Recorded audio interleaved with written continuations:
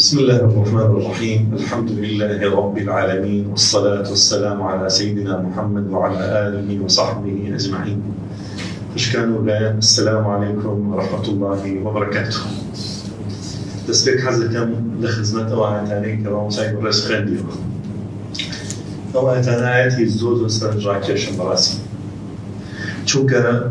ئەو ساتە وەختەی کە موسا پێغەمبەر عەلەیهی السەلاة وەسسەلام كاتي واختار موسى قومه 70 رجلا لميقاتنا پێشەوەی ئەو حەفتە کەسە هەڵبژێرێ بۆچی هەڵیبژار؟ چونکە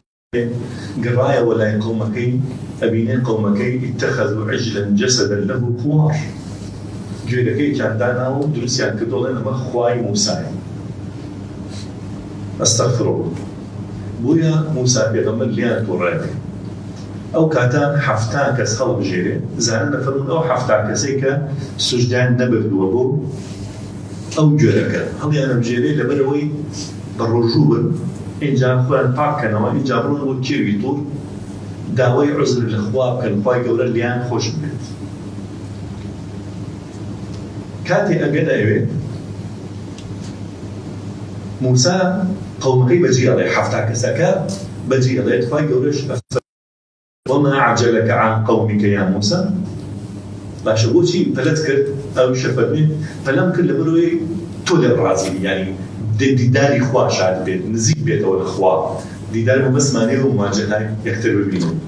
خواي جورا من بينه بلام موسى كغمر عليه الصلاة والسلام فايدة بينه ولقاء باشا. لو كاتيا شيطان يتبنى كل شيء أو كساني كسجدان بو جرب كرشنا بركوه قوم باقەکەی کە لەگەڵ موساوە هاتوو چێڵێ ئەوە خوایە قسەیەکە لەگەڵ موسا. وی چیان وتیان لەن نؤمن لەکە حەتا نەڕە الله جەهرە، باوەڕت لێ ناکەین، شوێنە ناکەین حەتا بە چاوی سەر خوا نەبینین.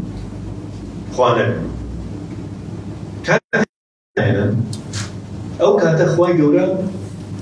لە سوورەتی عەراف ئەو ئاەتانەی کە خوێندی مامۆستا لەگەر بچینە سەر وردەکاریەکەی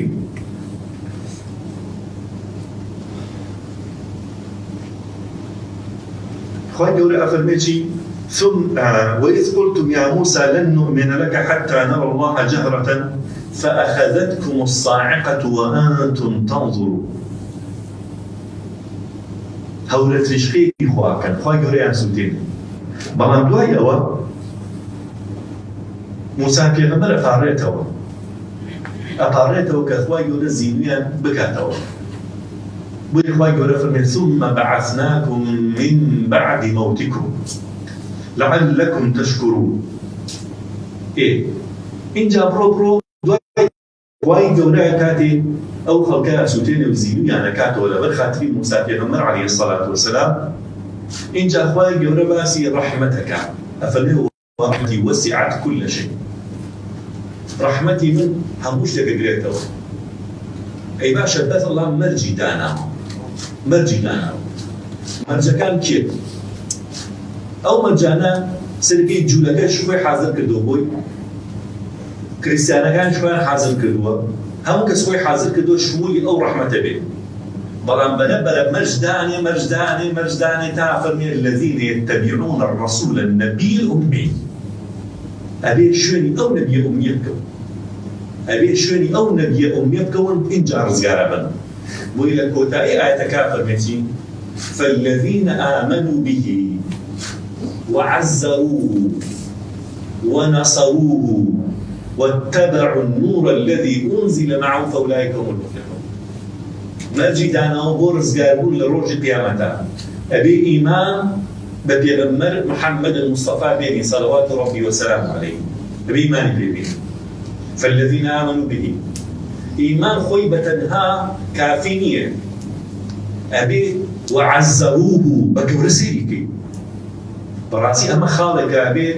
زور لقل يابوسي داخل ميسا بنو بيرمندي مسلمان وقنجي مسلمان پێغەمبەری نازار عەلەیهی السەلاة وەسسەلام وەکو ئامێرێکی تۆمار تەسجیل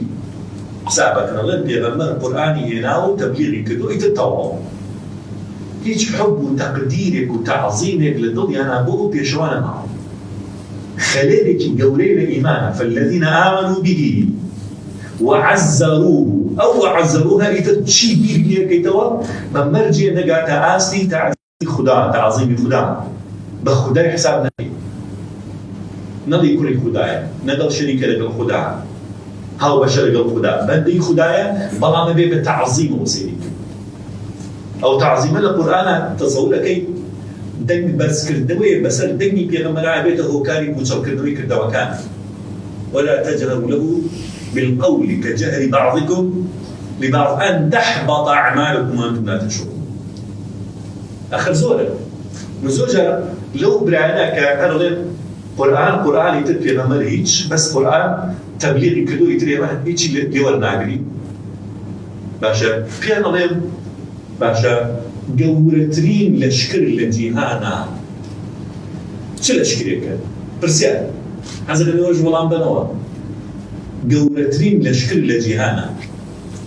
قورترين جيش لجيهانا كم جيشه بوجدان دارو أزان كم جيشه ماڵی پێغەمبەر عليه الصلاة والسلام کەمێک دڵی پێغەمبەریان ڕەنجاند بووە، کەمێک دڵی پێغەمبەریان ڕەنجاند بووە. اینجا خوای گەورە ئەفەرمێ إن تتوبا فقد صغت قلوبكما وإن تظاهر عليه فإن الله هو مولاه وجبريل وصالح المؤمنين والملائكة بعد ذلك ظهير. باشا جيشي قورية أفرمي خواي قورة الله قياديك يا ماتيو ناصري أو بيغمرية جبريل كادي ملائكة كانك وصالح المؤمنين هل شيء شاك كاري بالروادايا بجاني أو جيشيك برقري لو بيغمريك والملائكة بعد ذلك ظهير هل شيء في شيء خواي أما لا برسي أقول لك شيء كي بتشوف جزران جاندنيكي بجوك لماضي بيغمبرك حقي برسالتي شونية إجاورة الرسالة رب سبقيتوا بغي أمان صد أمان عجملو خلقي إجا خالي اتباع بغي صحابي بيغمبر عليه الصلاة والسلام سيري بيغمبر ينقلوا عليه الصلاة والسلام هو بيغمبر مسخير بالله غريبي تازهات وإذ أم بيغمبر استانوكم محوية فرمين أفرمي غير غريبك ما هذا كشاية مجلس الصحابة يتمم بيغمبرنا ماشي كاميان هم بيغمبرنا بنوري ديدي أوند منعكس بو بنوري بيغمبر عليه الصلاة والسلام منعكس بو بنوري بيغمبر يا بيلوان غريبي تازهات وبروش دايم تمشي هم بيغمبر استانا ما هم بيغمبرنا معنا بويا بيغمبر نازار من عليه الصلاة والسلام ألقي كاتا ومسيح فرجي دوای ئەچێتەوە مزگەوت سێ دەکا هەر هەموویان کردگارەتە پەنجی بە بێوەی پرسیار بکەن پێغەمبەر عەلەیهی السڵاة وەسەلام سووک دایانێ کە بە سووک دایانێ سێ دەکا هەر هەمووی دایانە هەر هەمووی دایانە ئەنەسی کوڕی مالیکی خزمەتکاری پێغەمبەر عەلەیهی السڵاة وەسەلام کابرایەک خەیاتێک دەعوەتی پێغەمبەرەکە عەلەیهی السڵاة وەسەلام ئەچنە ماڵی خەیاتەکە و لە سەحیح بوخاری هاتووە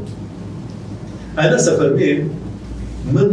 رقم لا أو كل كدورة كان لازم يرسي بيلا ها بدأ كدو زرد كان فمن رقم للخوارد وحزم ليه روشنا أول ما نصير كين خوارد كش أو هيك إجا أي صورة تيابو كل كيش تيابو على بيغمبر سلم كن أو نخوشي خوا يتبنيش المشاكل خمية أم خسته بردني تبرو أم زاني بيغمبر خوشي خوا حازم لك يتر أفرمي لو روجو خوش ترين خوارد لايما أو كودية باشا أوية بنوري أو ده منعكس بومن أوية براسي ابن عمر رزاي خوي بيه لما بيني مكة ومدينة هل كانت كوتشي بكردها يعني درختك أبو هل كاتب بقشتاعة لا يدرختك أشو سرفيت يشكال وتان باش أبوها قلت والله نازل جاري بيديو بيغمبر عليه الصلاة والسلام دراسة خليك يشكال للرقاء حشري ليقري للرقاء كاتب كوتشك اللي بيني مكة ومدينة للرقاء لا هاتو سر رقاك جێکە وەکو جارەکەش دادەوێ لایەدا بۆ واقعی هەڵی وەڵا نازانم جارێ پێغەمبەر بینیم عەلەیهی سەڵام وسەلام ئەو ڕێگە لایدا باشە ئەمە چیمان پێڵێ ئەو پەری خۆشەویستیە ئەها تۆ واز لە سونەت بێنە بڵێ کاکە سونەتیش نینە ئەها گەیان حەزیان لە چی یاریزانە بێ چ هونەرمەندە بێ چ گۆرانی بێژێ حەزەکەن قژیان مۆدیلی وەکو وا بێ جلوبەرگیان وەکو وا بێ قسەکردنیان وەکو وا بێ چی خۆشەوێ حەزەکە نوری دیدەی ئەو منعکس بێ لاوە باشە بۆیە لە جیهانە نابینی بەڕاستی لە جیهانە نابینی کەسێک خوای گەورە ئەوەندە ڕێزی لێ نابێ تا ئێستاش ئەو خۆشەویستی لە ناخی خەڵکا بێ بەقەدەر ئەندازەی محەممەد ڕەسوول الله صلی الله عليه وسلم بۆیە بەڕاستی گلەیی لە ئەوروپیەکان نەکەن من باسی چارلی ئێبدۆ ناکەم کە بێناموسن و خۆیان چاکەزانن باسی سەرۆکەکان ناکەم باسی متەطەرفەکان ناکەم باشی خەڵکی ئەوروپا بە شێوەیەکی گشتێکە سادەکان ئێمە یاسایەکی عیرفانیمان هێڵێ من ذاق عرف ئەوەی چشتی بێتی ئەزانێ چی کەسێک بە حەیاتی شیرینی نەچەشت بێ ئەزانێ مانای هەنوین چییە نازانێ بۆیە ئەوانیش بەڕاستی لێیان چەشتووە تاوانەکەیشی ئەمێ نەمانتوانیوە کەمێ شیرینی ئەو پێغەمبەرە پیان خەڵات کەین تاوی چێژن باشە بۆیە هەندێکیان بەڕاستی هەندێک نوری پێغەمبەریان بۆ دەرکەوت و یەکسەر دانیان بە حەقیقەتان ناوە دانیان بە حەقیقەتان ناوە جامە لێرە حەقەتەن شعرێکی کوردی هەیە شعری کوردی هەیە بە هەموو قەناعەتێکە وەڵێ هەرچی شاعر هەیە مەدحی پێغەمبەریان عەلەیهی سەڵات وەسەلام هەموویان کۆ بکەیتەوە تا ئێستا نەیانتوانیوە ئەو شێوازە دەرببڕن لە خۆشەویستیان بۆ پێغەمبەر عەلەیهی سەڵات وەسەلام بە ئەندازەی ئەم شعرەی بێخودی هەڵەبجێ طبعا مامۆستا شێرنوردین موفتی هەیفەرموو یعنی هاوڕێی بووە زۆر بەیەکۆ بوون ئەیوت ئەم بێخودە لە ژیانمان عاشقی وام نەبینیوە بۆ پێغەمبەر عەلەیهی سەڵات وەسەلام ئەڵێ بەس ناو ببردایە نەک ئەگریە تۆ ئەگریت فرمێس بێتە خوارەوە ئەو ئەفەرمێ فرمێس لە چاویان دەهەتڵی بۆ پێشەوە ئەوەندە شەوقی هەبوو ئەوەندە شەوقی هەبوو فرمێس لە چاویان دەهەتڵی باشە ئێجا لێرەدا بۆیە بێخود ڕۆژێک سەیری خۆیەکە دڵی دیار نەماوە دڵی ون کردووە ئەگەرێ بە شاخ و داخ و کێ و نسار و باغ و بێستان و دەشت و دەریا و بیابانە دڵیان دۆزێتەوە دڵی ڕوێ دەبێت باشە دڵم چیە چی دڵی بردن ئەم لاکە ئەو لاکە دڵی نەماوە دڵی نەماوە تا دوایی لەکوێی دۆزێتەوە لە مەدینەی دۆزێتەوە لە خزمەتی سالاری مەدینەی دۆزێتەوە ئیتر زۆر دڵی خۆش دڵی دۆزیوەتەوە دوای ئەوەی خواحافیزی لە پێغەمبەرەکە عەلەیهی سەرەکە دڵەکەی لەگەڵ ناگەڕێتەوە لەگەڵ یا پێڵێ بێخود بێت و بەتەمایە و نایەتەوەدا گەر سەری داناوە دڵی تازە خۆشەویستی خۆی دۆزی و تۆ چی لەشێکی بۆگە نەبریت ئەرزی من خۆشەویستی خۆم دۆزی تایسە نانتر ناگەرێ وەلای تۆ تڵێک دڵم هەر لەوێ ماوە خۆم گەڕامەوە بۆ هەڵەبجە بەڵام دڵم لەوێ مایەوە سبحان الله ئەو گەنجانەی ئەو حەوت کەسەی کە پێغەمبەرە فەرمی عەلەیهی سەڵات وەسەلام لەژێر سایەی سێبەری خوانێکێک لەوانە چییە ئەفەرمێ ورجل قلبه معلق دايما حزقا بوطائك بالمساجد رواياتك صحيح هي عند البخاري هي زور بقواتر الأول عليه أفرمين ورجل قلبه معلق يعني اللي نام مسكوت هدولي هم واصلة نقدري بيوز بالمسكوت هدولي ناتو هدولي اللي بيه واصلة إجا بيخودي شواعك سيرك أفرميتي أفرمي لو روجا وروجت وتورا ودلي من هرچند نقرين بيسر وشوين ما ودلي من أخو بچه شاخيك وجرسا ودلي من يا أخو بچه داخيك وسوتا ودلي من أو همدمي غمخوار نديمي من يارا أو محرمي أسرار قديمي من يارا أو جوهري شهوار يتيمي من يارا كوتوتا بحريك وخنكا وظليما أقالتو الأخوة ئەڵێ یا ڕەبی ئەو دڵە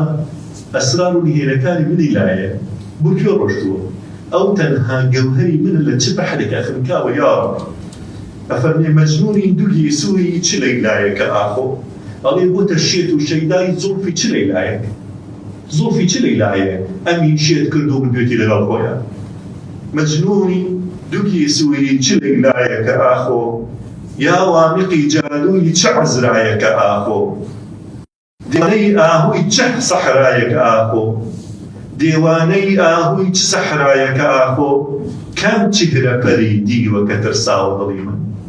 ئەدلێتەوە گاهێ بە خەیاڵی خەت و خاڵی ئەخولێتەوە گاهێ بە چرای شەوقی جەماڵی نازانی ئەگەر چۆنە بەدەست دەردەوە حاڵی وەک پوش و پەڵاچێکە بەدەم باوە دڵی من لەو چۆڵ و بیابانە بێ یاوەری کێبێ یا بەو کەژ و کێوانەوە سەوداسەری کێبێ یا لەتلەت و ئەفگاری موژەی خەنجەری کێبێ چۆن ماوە لە سەد لاوە کە کوژراوە دڵی من بۆچی نەڕژێ سەیری سروشکم وەکو باران بۆچی وەکو یعقوب لەم مەشوهر لەو یوسفە پرسیمە لە بێگانە و یاران هەرگیز نییە سۆرانی لە دڵی من ئەڵێ وەکو چۆن یعقوب مەشهور بوو ناوی بڵاو بووێ بە جیهانە کە شەیدای یوسفەکەیەتی یوسفی ون کردووە ئەگەڕێ ئەڵێ میش وەکو یعقوب بووێ هاتووەی تر بۆچی لافای باران لە چاوم نێ دەخوارەوە بۆی دەگرین بۆ خۆی بگرین یا نەفەسی پەردەدڕاوی جگەری کونکون و سەد قارەکراوی چی کردووە یارەب کە خەم و خواردن و ئاوی چی کردووە یارەب کە خەو و خواردن و ئاوی دایم غەم و بێداری و خوێناوە دڵی من چ بکەم چ بڵێم بۆ دڵەکەم کاریە دەردم شاهێدی منن مووی سپی و چهرەی زەردم خۆڕایی نییە ناڵەی گەرم و دەمی سەردم هەڵبەت بە بەڵایەکەوە ئاڵاوە دڵی من ئەو سینە لە غەشخاڵیە ئەو خادمی شەرعی نەبەدینە معلومە چۆ بۆ خزمەتی سالاری مەدینە وەمزانی کە فەوق قوربانی کەسێ بم کە بە قوربانی نەبی بێ دەرگەهی شاهی عەرەبی بێ شاهی عەرەبی یعنی قوڕەیشی نەسەبی بێ جەی بەدوو ئەبرۆی ئەو جنراوە من زاتێکی وەهای گرتووە ڕۆحم بە فیدای ئەو شاهان شەو ڕۆژ دێنە قەدەم بۆسی گەلای ئەو ئەڵێ دڵی من عاشقی زاتێ بووە کە شاهان شەڕیانە لەبەر ئەوەی بچنە قاچی سوالکەری بەردەرگای پێغەمبەر ماچکرد قەدەم بۆس قاچی ماچکرد ئەوەندە شەڕیانە بۆ ئێستا گەورەترین لەقەب فوتبۆڵ لە سعودیە مەلیک لە خۆیانێ ئەڵێ چی خادم الحرمین گەورەترین شەرەفە ببیتە خزمەتکاری ئاسەوانەیە ئەڵێ زاتێکی وەهای گرتووە ڕۆحم بە فیدای ئەو شاهان شەو ڕۆژ دێنە قەدەم بۆسی گەدای ئەو بێخود مەبە ئیتر بە ئومێد و بە تەمای ئەو نایەتە وەلات گەر سەری داناوە دڵی یا ڕەبی دڵی مەشوا لێ بکەین لای خۆمان نەمێن یا ڕەب وای لێ بکەی دڵمان یا ڕەبی پەیوەست بێ بە خۆت و خۆشەویستانتەوە ئامین یا ڕەب دوای ئەوەی کە باسی ئیمان و ئیتیباع و تعظیمی ئەو پێغەمبەرە عەلەیهی السەڵات وسەلام نوسڕەتی ئەو پێغەمبەرە لەبەرەوەی تووشی هەڵە نەبین چەند مایەکی قورئانیتان بۆ باز بکەم کە چۆن مامەڵە لەگەر ڕووداوێکی وەکو ڕووداوی ئێسەی فەرەنسا بکەین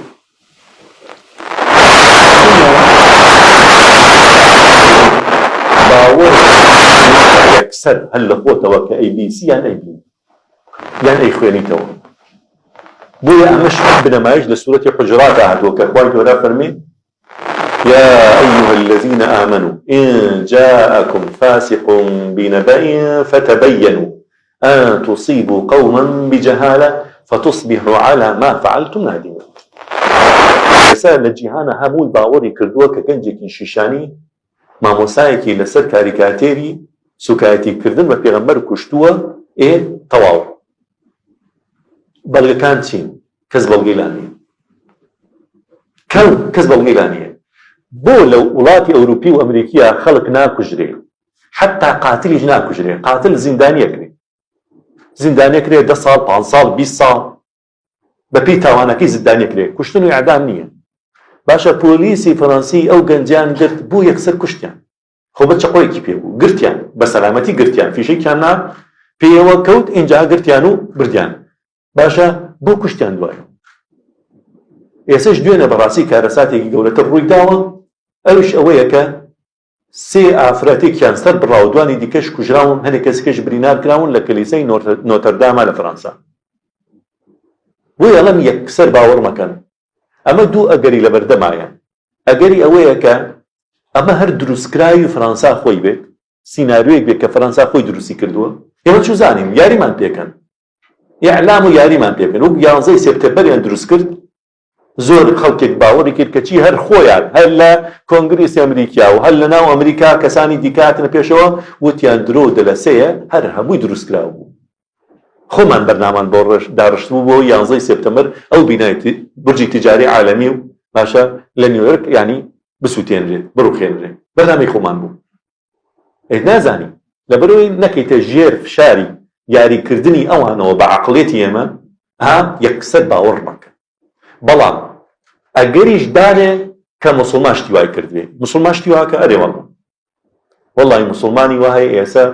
هەر لە مامۆستا شێرزار دەبگرێت تا بەندە هەمومان بە کافر زانێت و بۆی بکرێ هەمومان سەرەبڕن واقع نەکی ئێمە موسڵمانی وایە ئێستا بڕۆ سێرکە لعنەت لە ابن حجر عسقلاني قال كافر مشرك مضل مبين إمامي نووي قال كافر مشرك مضل مبين باشا لعنة الإمام الشافعي كإمام أحمد كا كان جروب دروز بون همو كذب كافر زانا حكمي سروريني هموش ماندن مسلماني شيء تشماني وبعقل شمان هي مسلماني عقل شماني بلا مجماريان الحمد لله زوزر كمل تشاو أو همو ليشاوة مسلمانا تشاكا باكيكا يعني بحكمة عقلانا معاملة لقل كاركاناكن كواتا يكم يعني توان چي باور بهموش تيمكاكا يخواني توا يبينيت دو ياساي ليسو سواء آقاد ليلي بخاتري خوا فرانسيك تاوانكا جنيو بهمو فرانسي نابه بدي هر جنيو مدى جنيو ايشي تونيه همو فرانسيك ناشرين مكا رقل همو فرانسيك نبي شر لقل همو فرانسيكا مكا با ئەوانیش کاتێ موسڵمانە شتێکەکە چونکە زۆر کەسێ لەناو فەڕەنسیەکانە دڵسۆزی نواندووە بەرامبەر موسڵمانان ئێستا کە تۆ هێرشەکەیتە سەر هەمویانە ئاڵایانە سووتێنی تو ئاخر ئاڵا سووتان وەڵڵاهی چەکی لاوازە ئاڵا خۆ بەسی ماکرۆن نییە هی هەموو شعبەکەیە هەر 7 ملیۆن موسڵمانیشی تێدایە کەواتە بێ ئاگات لێبێ بۆیە بیرمەندی گەورەیان هەیە ئەو دیفاعی لە پێغەمبەری کردووە ئێمە نەمانتوانێ بیکەن حتا لەم ڕۆژانەیە یعنی ئێستا گەورەترین فەیلسوفی فەڕەنسا کە ملحیدیشە گەورەترین فەیلسوفی فەڕەنسا ناوی میشێل ئۆنفرێ ئەو بەرگری ئەو کردوتی ئێمە نەمانتوانێ بیکەن فەرمووی ئەوە چیتان کردووە بۆ پێغەمبەر عەلەیهی سڵام دیفاعی بکەن لە ئەوروپا چیمان کردووە هیچ کەچی ئەو سمعەتی خۆی ناشرین کردووە لە ئەوروپا لای ئەوروپیەکان لای متەطەرفە ئەوروپیەکان و وەسیعەکان لەبەرەوەی حەق بڵێ ئەزان ئەڵێ چی؟ ئەڵێ موسڵمانان بەلایەنەوە شوورەیە عایبە عارە پیاوێکی بەتەمەن ژنێکی بەتەمەن بخەنە خانەی بە ساڵات چوانەوە بە گوناحی ئەزانن بەرگری لە ئافرەتەکەن ئەڵێ لەبەرەوەی شەرەفیانە کەرامەتیانە ئەڵێ بەداخۆ ئێمە نە شەرەفمان ماوە نە کەرامەت ئینجا ئەڵێ چی؟ ئەڵێ معقولە ئێمە ئەڕۆین وڵاتیان داگیرەکەی سەرۆت و سامانیان زەوتەکەی هەزارەها کەسیان لێ کوژی سوکایەتی بە مقدساتیانەکەین اینجا پێشاوێن هەرگوی پێ بکەن دڵتان تەنەوێت تووڕە نەبن تووڕە بنە تیرۆرست ئەڵێمە چ لۆژیکێکە بەڕاستی ئەمە چ لۆژیکێکە بەڕاستی بخوێنەرەوە جان جاک ڕۆسۆ لە کتێبی هەیە لەسەر پێغەمبەر عەلەیهی سڵات وسەلام یعنی ڤۆڵتێر شانۆگەرێکی دانا سوکایەتی بە پێغەمبەر عەلەیهی سڵات وسەلام دوای ئەوە کە حەقیقەتی بۆ دەرکەوت زۆر تووڕە بوو چی فێڵیان لێ کردووی سێ کتێبی دانا دیفاع و بەرگری لە پێغەمبەر عەلەیهی سڵات وسەلام بەرگری لە پێغەمبەرەکان وەلدیۆراد لە قسەت الحەزارە ئەم قسە طەبعاً یەکێک دیکەشێکە لامارتینیشێکە هەردووکیان ئەڵێن بە گشت پێوەرەکانی گەورەی پێمان بڵێن کێ لە محەممەد گەورەترە دەی ئەڵڵا ئەخر پێمان بڵێ ئەڵێ پێیان پیشانم بزانم کێ لە محەممەد گەورەترە کەواتە لەیسو سەواء ئاگات لەو یاسانێ یاسایەکی دیکەش کە زۆر گرنگە بەڕاستی ئەوش ئەوەیە لا يجرمنكم شنآن قوم على ألا تعدلوا آياتكي ديكا فمن شهداء لله ولو على أنفسكم أو الوالدين تا دواي آياتك يعني أبيت شون هلي خلق ببيني هلي خوش ما ببيني شون كا تيبيد ناخوشا مسلمانك كجري بيش ناخوش ببناوي تو بناوي خواتا وبناوي پیغمبرتوا كسي كي مدني بكجري باشا لبر چی؟ لبروی مروفه خوای گەورە حەڵاڵی نەکردووە هەموو کەس بکوژی کەسێکە کوژی کە مستحقی قەتل بێ مستحقی قەتل بێ ئەبینیت ئەم بابەتە ماکرۆن زۆر شکستی خواردبوو دۆڕابوو وەڵڵی وا دۆڕابوو نەیەتوانی هەڵسێتەوە بەڵام بەو ڕووداوەی دوێنێ ئیتر موسڵمان کرد بێتیان فلیمی خۆیان بێت تەواو ماکرۆن هەڵسایەوە جارێتر تا بۆ شتێکی دیکە ئەنجابەدات و ئینشاڵڵا ملیەشکێتوەکەوێت باشە یعنی زەرر و زیانی بەس بۆ موسڵمانان هەبوو کوشتنی ئەو مەسیحیانە ئەو فرەتە مەسیحیانە لە کلیساکان کوشتنیان زەرر و زیانی بۆ موسڵمانان یعنی زەرر و زیانی زۆر گەورەتر بوو لە سوکایەتی کردەکە بە پێغەمبەر عەلەیهی سەڵات وەسەلام سوکایەتی کردنەکە بە پێغەمبەر بەس دڵی ئێمەی ڕەنجاندووە خۆ پێغەمبەر سوک نەبووە پێی خۆ خوا زەرری نەکردووە بەس دڵی ئێمە ڕەنجاوە باشە بەڵام بۆتە هۆکارێکیش ئەویش خەڵک پرسیار بکات پێغەمبەر چییە محەممەد چییە باشە بەڵام ئەبینی کوشتنی ئەوە ئێتواکە ئەو کەسانیش کە سۆز و عاتیفیان هەیە بەرامبەر موسڵمان پەشیمان بڵێ کورەوەوان وەحشنەوانە بۆیە بێ بە هەموو بوێریەکەوە بڵێ ئەو کەسەی کە بە ناوی خواوە بە ناوی پێغەمبەری ئیسلامەوە چێ کەسێکی بێتاوانە کوژێ دەستی بشکی بەڕاشکاوانە وەکوتم بەڵام ئەگەر دانی مسلمان کردوێتیان ئەو خۆیان کردویان بۆ تەسەوور بکە سەیری کە چەند نمونەیەکتان بۆ بێنمەوە یەکەم